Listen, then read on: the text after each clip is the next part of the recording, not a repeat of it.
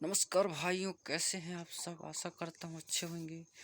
पिछले वीडियो में भाइयों में जानकारी दिया था श्रीमद् भागवत गीता पुराण में, श्रीमद् भागवत देवी पुराण में सृष्टि रचना की रचना कैसे हुआ। और आज हम जानेंगे भाइयों शिव महापुराण में सृष्टि रचना का कैसा वर्णन है, जिसको जो है संत रामपाल जी महाराज जी ने अपने जीने की राह पुस्तक में प्रस्तुत किया है।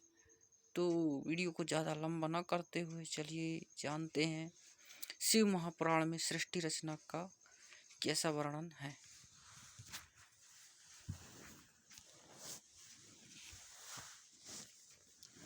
ये भाइयों वो पुस्तक है जीनी की राह पुस्तक। इसको आप चाहें तो निःशुल्क घर बैठे मंगवा सकते हैं।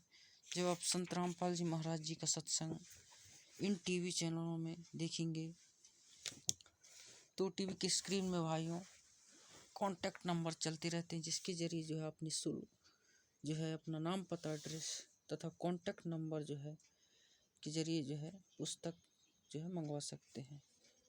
तो चलिए जानते शिव महापुराण में सृष्टि रचना का प्रमाण।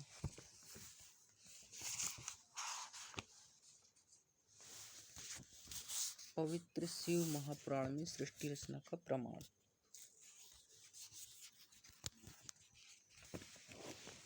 तो कथा इस प्रकार है भाइयों। काल ब्रह्म व दुर्गा से विष्णु व ब्रह्मा व शिव की उत्पत्ति, इसी का प्रमाण पवित्र श्री शिव महापुराण गीता प्रेस गोरखपुर से प्रकाशित अनुवादकर्ता श्री हनुमान प्रसाद पोधार। इसके अध्याय 6 रुद्र संहिता पृष्ठ नंबर 100 पर कहा है कि जो मूर्ति रहित पार ब्रह्म है उसी की मूर्ति भगवान सदाशिव है। इनके शरीर से एक शक्ति निकली, वह शक्ति अंबिका प्राकृति दुर्गा मानी त्रिदेव जननी मानी श्री ब्रह्मा जी, श्री विष्णु जी तथा श्री शिव जी को उत्पन्न करने वाली माता कहलाई।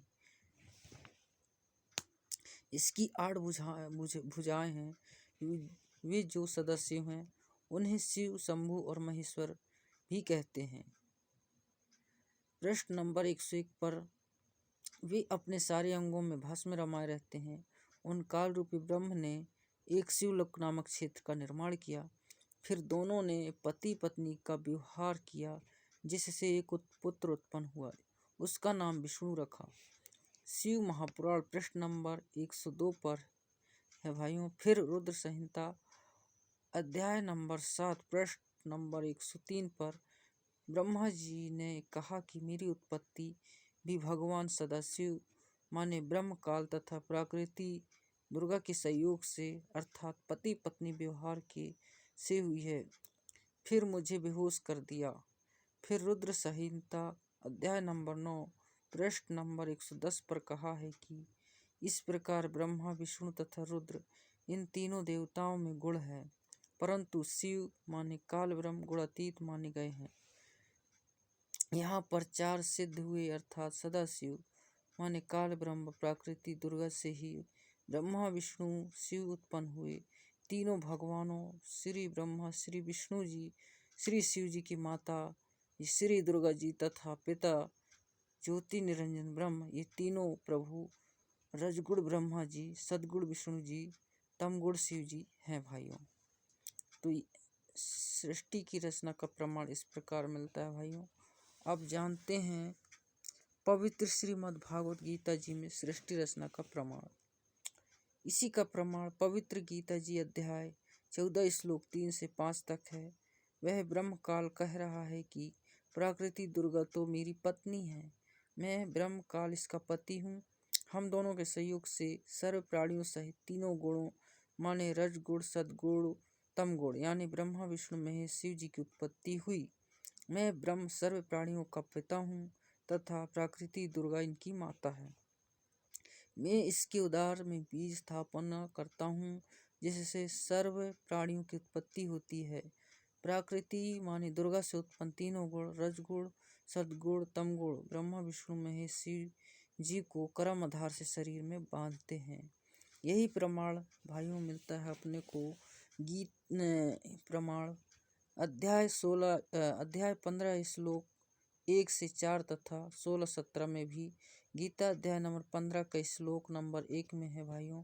ऊर्ध्वमूलम अधम शाखम अश्वत्थम प्रहु अव्ययम छंदासी यशस्य प्रणानि या तम वेद सा वेदवित्। इसका हम अनुवाद भी जानेंगे। ऊपर को पूर्ण परमात्मा आदि पुरुष परमेश्वर रूपी जड़ वाला, नीचे को 3 गुण अर्थात रजगुण, सद्गुण, तमगुण, ब्रह्मा विष्णु महेश वाला शाखा अविनाशी विस्तृत पीपल का वृक्ष, जिसके जैसे वेद में छंद हैं, ऐसे संसार रूपी वृक्ष के भी विभाग छोटे छोटे हिस्से, टहनियाँ व पत्ते कहे हैं। उस संसार रूप वृक्ष को जो इस विस्तार से जानता है वह पूर्ण ज्ञानी अर्थात तत्वदर्शी है।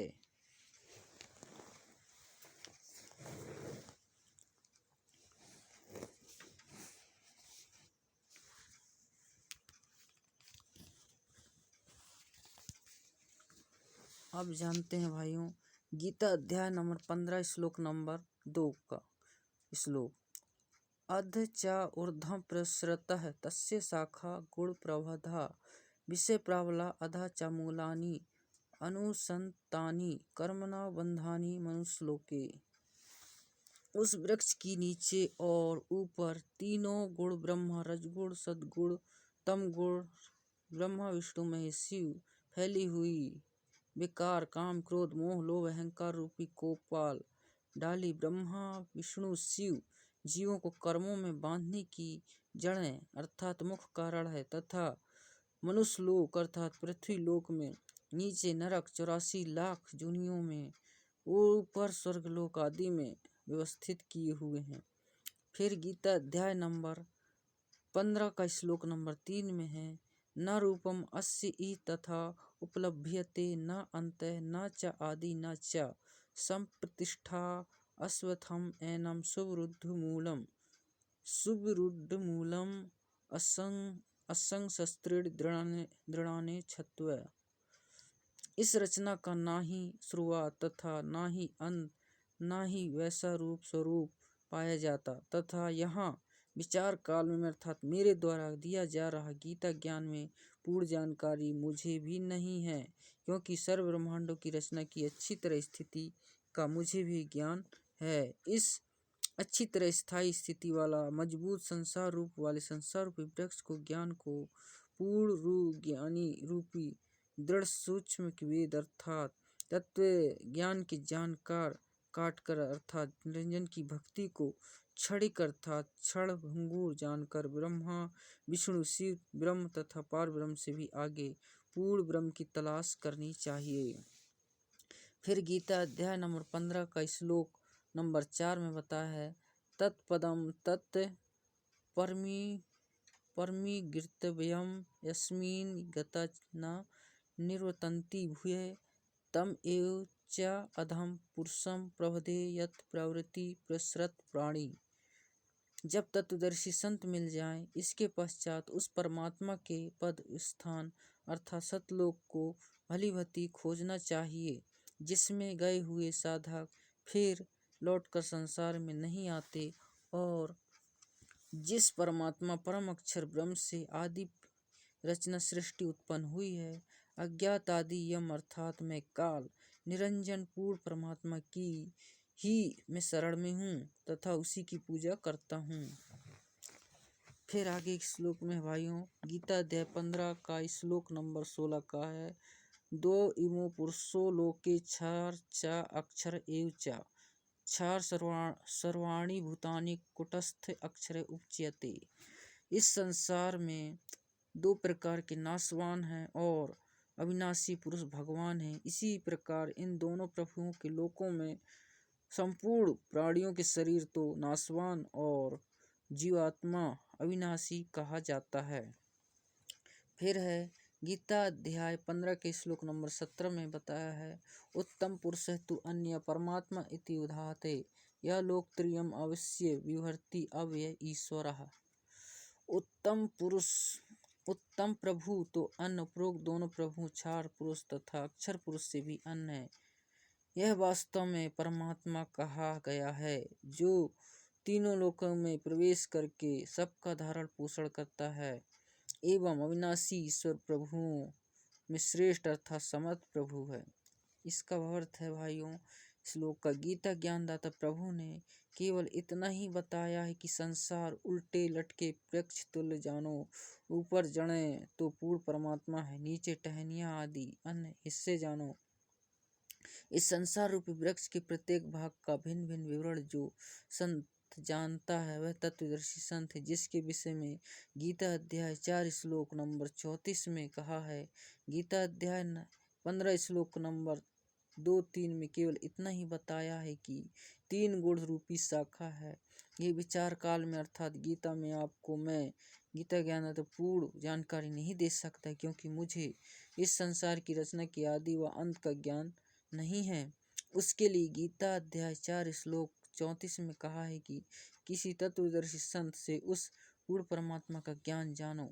इस गीता अध्याय 15 श्लोक 1 में उस तत्वदर्शी संत की पहचान बताई है कि वह संसार रूपी वृक्ष के प्रत्येक भाग का ज्ञान कराएगा, उसी से पूछो। गीता अध्याय 15 श्लोक नंबर 4 में कहा है कि उस तत्वदर्शी संत के मिल जाने के पश्चात उस परम पद की खोज करनी चाहिए, जहाँ संत करनी चाहिए, अर्थात उस तत्वदर्शी संत के बताए अनुसार साधना करनी चाहिए, जिससे पूर्ण मोक्ष प्राप्त होता है। गीता अध्याय 15 श्लोक 16-17 में स्पष्ट किया है कि 3 प्रभु हैं, एक क्षार पुरुष, दूसरा अक्षर, तीसरा परम अक्षर। क्षार पुरुष तथा अक्षर पुरुष वास्तव में अविनाशी नहीं है, वह अविनाशी परमात्मा तो दोनों से अनही है।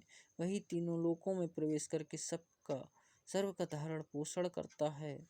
उपरोक्त श्रीमद्भागवत गीता अध्याय 15 श्लोक 1 से 4 तथा 16-17 में यह प्रमाणित हुआ कि उल्टे लटकी हुई संसार रूपी वृक्ष की मूल अर्थात जड़ तो परम अक्षर ब्रह्म अर्थात पूर्ण ब्रह्म है, जिससे पूर्ण वृक्ष का पालन होता है, तथा वृक्ष को जो हिस्सा पृथ्वी के तुरंत बाहर जमीन के साथ दिखाई देता है वह तना होता है, उसे अक्षर पुरुष अर्थात पार ब्रह्म जानो। उस तने से ऊपर चलकर अन्य मोटी डाल निकलती, उनमें से एक डाल को ब्रह्म अर्थात अक्षर पुरुष जानो, तथा उसी डाल से अन्य 3 शाखाएं निकलती हैं।